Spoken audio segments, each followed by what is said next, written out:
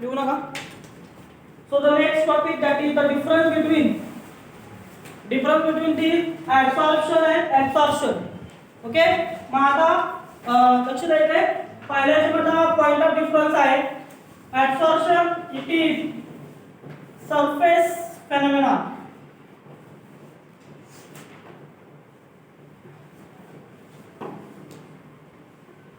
तर काय आहे, ऍब्सॉर्प्शन ही सरफेस फेनॉमेनॉन आहे. ती फक्त काय आहे तर सरफेस वरतीच होते, सरफेसच्या व्यतिरिक्त तिचा रोल नाही. इकडे इट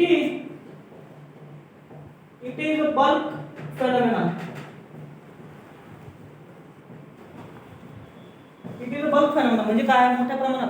बल्क म्हणजे जास्त प्रमाणात तिचं काय आहे. जसं मागाशी म्हटलं की इंक मध्ये तुम्ही जर समजा खडू बुडवला तर तो जास्त प्रमाणामध्ये जर तुम्ही जास्त वेळ ठेवला तर तो त्याचं काय म्हणजे ऍब्सॉर्प्शन. तर ऍब्सॉर्प्शन काय आहे तर ती ऍब्सॉर्प्शन सरफेस फेनॉमेनॉन आहे. ऍब्सॉर्प्शन काय आहे तर ती बल्क फेनॉमेनॉन आहे. आता दुसरा आहे की concentration of absorbate is high on the surface of absorbate. Okay. दुसरा पॉइंट ऑफ डिफरन्स काय म्हणले की कॉन्सन्ट्रेशन जे आहे अब्सॉर्बेटचं, बरोबर आहे. अब्सॉर्बेटचं कॉन्सन्ट्रेशन काय आहे, सरफेस वरती जास्त आहे, सरफेस वरती जास्त असणार आहे. आता इथं काय आहे तर कॉन्सन्ट्रेशन किंवा इथं म्हणता येईल ऍब्सॉर्बेट गेट युनिफॉर्मली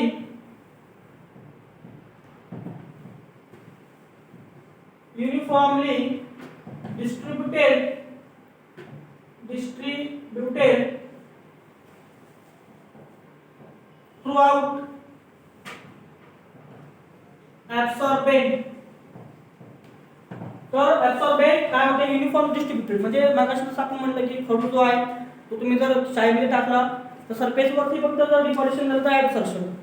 पण इथे काय म्हणले ऍब्सॉर्बेट हे युनिफॉर्म डिस्ट्रीब्युटेड थ्रूआउट द ऍब्सॉर्बेट म्हणजे पूर्ण त्याच्यामध्ये डिस्ट्रीब्यूट झाला, पूर्ण डिसॉल्व झाला. ओके. तर त्याला काय म्हणतात किंवा दॅट इज द ऍब्सॉर्प्शन. त्यानंतर याच्यामध्ये तिसरा याच्यामधला आहे it depends on temperature and pressure. आता ते कसं द्यायला पाहिजे. ओके. तर ऍब्सॉर्प्शन जे आहे ते टेम्परेचर आणि प्रेशर वर डिपेंड आहे. पण इथे जे आहे सो इट इज इंडिपेंडंट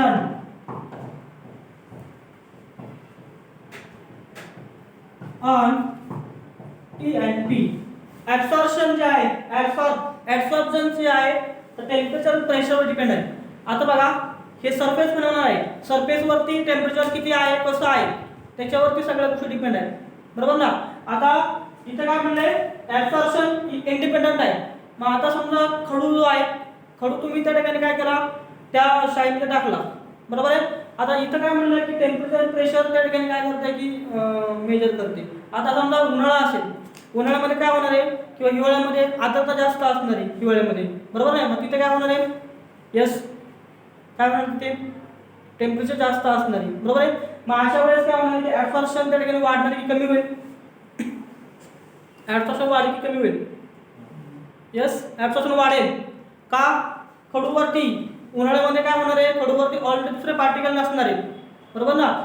त्याच्या अगोदर समजा हिवाळ्यामध्ये जर पाहिलं तर हिवाळ्यामध्ये टेम्परेचर कमी आहे, त्याच्यामुळे काय होणार त्याच्यामध्ये ऑलरेडी मॉइश्चर असणार आहे, त्याच्यामुळे तिथं काय होणार की particles they are less available. पण उन्हाळ्यामध्ये काय होणार की जास्त अवेलेबल असणार आहे. पण इथं तुम्ही जर पाहिलं ऍब्सॉर्प्शन मध्ये काय होते की टेम्परेचर प्रेशर किती असू द्या, इथं काय करायचे पूर्णच त्या ठिकाणी काय करायचं ऍब्सॉर्ब करायचे, तिथं त्या ठिकाणी काय होणार नाही, त्याचा त्या ठिकाणी कोणताही रोल नाही. ओके. आता प्रेशर म्हणले मग त्याच्यामध्ये समजा लिक्विड शाई जितकी जास्त असेल तेवढं जास्त काय होणार पेनिट्रेशन लवकर होणार आहे. कमी शाई असेल तर त्याला वेळ लागेल ना, बरोबर ना. समजा शाईची अर्धीच बॉटल भरलेली आहे, आता तुम्ही पूर्ण खडू त्यामध्ये बुडवला तर काय होणार एका पर्टिक्युलर वेळेनंतर पूर्ण खडू भिजणार आहे. पण जर जास्त जर शाई पूर्ण बॉटल भरलेली असेल तर लवकर तो खडू भिजणार आहे. म्हणजे प्रेशर जेवढं जास्त असेल तेवढं ऍब्सॉर्प्शन रेट जास्त असेल. ओके. नाउ नेक्स्ट वन काय म्हणले इथं फोर्थ वन आहे it depends on surface area. Okay. तो बरोबर आहे. ऍब्सॉर्प्शन ही सरफेस फेनॉमेनॉन आहे. जेवढा जास्त सरफेस तेवढं जास्त ऍब्सॉर्प्शन, बरोबर आहे. एक पूर्ण मोठा खडू आहे तर तिथं ऍब्सॉर्प्शन जास्त होणार आहे, पण तुम्ही तो खडू अर्धा केला, अर्धा खडू जर केला तर काय होणार, ऍब्सॉर्प्शन कमी होणार आहे. पण जेवढं जास्त सरफेस एरिया तेवढं जास्त ऍब्सॉर्प्शन. सो इथं काय म्हणताय, सो इथे थर्ड आहे, इथं काय म्हणताय, it is independent, it is independent on surface area. तर हे जो आहे ऍब्सॉर्प्शन हा सरफेस एरिया डिपेंड नाही, किती सरफेस एरिया तो डिपेंड नाही, इकडं ऍब्सॉर्प्शन जे आहे तर सरफेस एरियावर डिपेंड आहे. ओके, आता पुढे आहे, here there is a evolution of heat, evolution of heat. Okay, आणि इकडे आहे absorption of heat.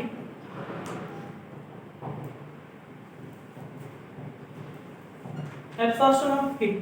आता तुम्ही जर पाहिलं काय म्हटलं absorption. आता समजा तुम्ही पहा, समजा एक खूप सारं पाणी आहे आणि त्या खूप सारं पाणी तुम्ही जर समजा खडू टाकले, खूप सारे खडू टाकले, तर ते खडू भिजायच्या अगोदर तुम्ही पाहिलं असेल असे बुडबुडे येतात, पाहिजे की नाही माहीत नाही, किंवा अजून कोणत्या एकदम सांगता येत की तिथं तुम्ही टाकल्यानंतर असे बुडबुडे निघतात. येस, सांगता येईल का? हां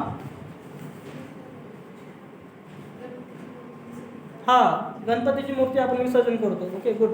मग तिथं काय होतं आहे, तिथंची प्लास्टर ऑफ पॅरिसची आहे, बरोबर आहे, म्हणजे बुडतानी बुडबुडे बाहेर निघतात. किंवा इथं काय म्हणलं आहे की इव्हॉल्युशन ऑफ हीट. ओके, किंवा तुम्ही जर समजा शेतीमध्ये गेला तिथं खतं असत, खते, तिथं खते पाण्यामध्ये भिजल्यानंतर त्या ठिकाणी काय होतं, हीट बाहेर पडते. सो ॲब्सॉर्प्शन होताना काय होते की हीट बाहेर पडते. पण इथं काय म्हणतात ॲब्सॉर्ब होताना त्या ठिकाणी काय होते, त्या ठिकाणी हीट ॲब्सॉर्ब केली जाते. जेवढी जास्त हीट असेल तेवढं जास्त ॲब्सॉर्प्शन. आता याच्यामध्ये याचं जे एक्झाम्पल म्हटलेले, ओके, एक्झाम्पल आपल्याला द्यावं लागेल की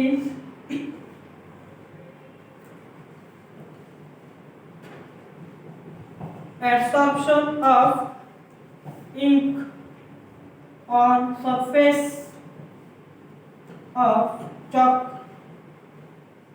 ओके, सरफेस वरती. आणि इथं म्हणणार आपण absorption in the chalk, absorption of ink in the chalk. Okay, म्हणजे चॉक मध्ये पूर्ण त्या याचं ऍब्सॉर्प्शन जर झालं तर तो ऍब्सॉर्प्शन, आणि फक्त सरफेस वरती जर झालं तर that is known as the absorption. तर तुम्हाला त्याच्यावरती 6 मार्कला, सॉरी 3 मार्कचा क्वेश्चन असतो, डिफरन्शिएट बिटवीन ऍब्सॉर्प्शन आणि ऍब्सॉर्प्शन.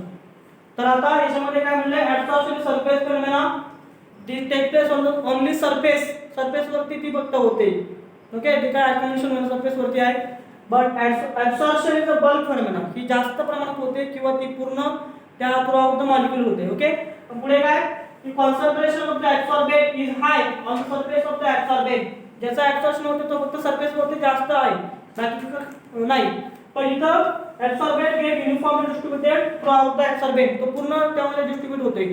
त्यानंतर नेक्स्ट वन काय म्हणले, it depends on temperature pressure. Absorption temperature प्रेशरवर डिपेंड आहे, हा इंडिपेंडंट आहे. पुढे it depends on surface area.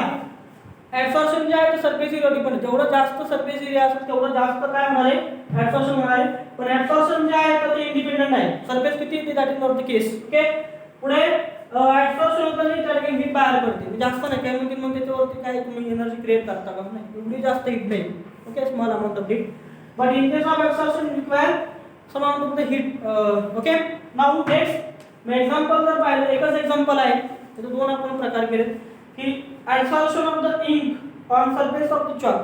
Chalk खडूवरती जे काही ऍब्सॉर्प्शन होणार खडू मॉलिक्यूलचं that is known as the absorption. व ऍब्सॉर्प्शन कधी होईल त्याचं की पूर्ण खडू शाईनी भरला, मग त्यावेळेस काय म्हणतात त्याचं ऍब्सॉर्प्शन. तुम्हाला विचारलं की मार्कला तर तुम्हाला एवढं सगळं त्याच्यामध्ये त्या ठिकाणी एक्सप्लेन करायचं. समजले सर्वांना? ओके, सो राईट ऑन दिस. जसं दिसतं स्लॅब टी आणि पी ऐवजी टेम्परेचर आणि प्रेशर लिहा.